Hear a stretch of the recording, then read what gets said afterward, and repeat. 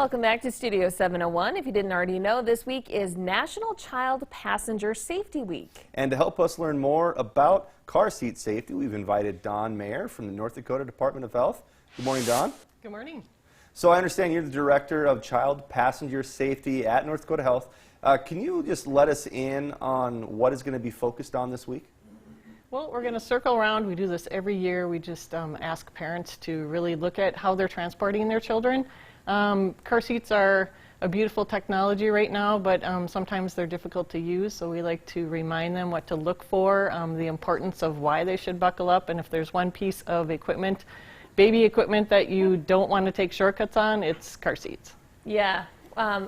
We have, both of us, Jeff has young kids, I have young kids. I have to strap in 2 little ones every morning, about to be 3. You've brought along a doll who is cooperating a lot better than my kids, certainly. His name is John. Yeah, John.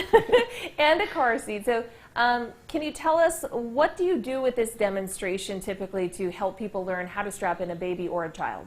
You know, what we do is we show people the most common misuses, and we can understand why they're misused. Every day we do this 2 or 3 times a day, so we're in a hurry, we take shortcuts, but again, it's just really easy to use.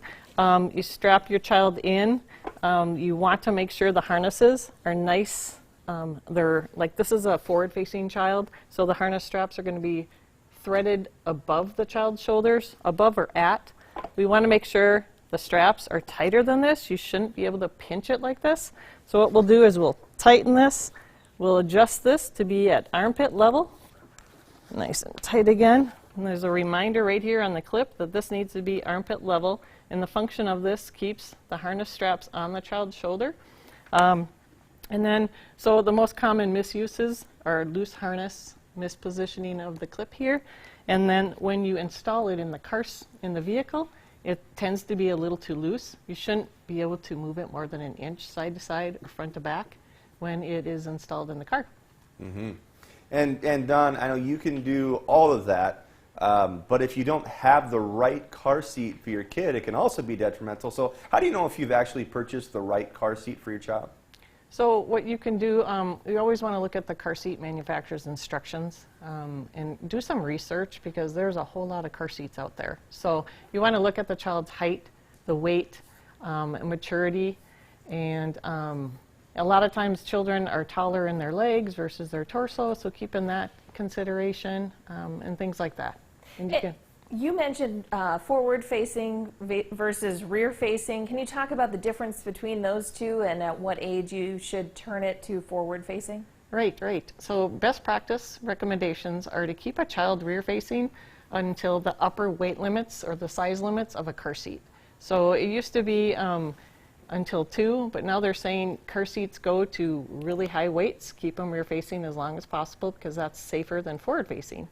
And then when they've outgrown those weight limits, they can go forward-facing until the upper limits of that car seat.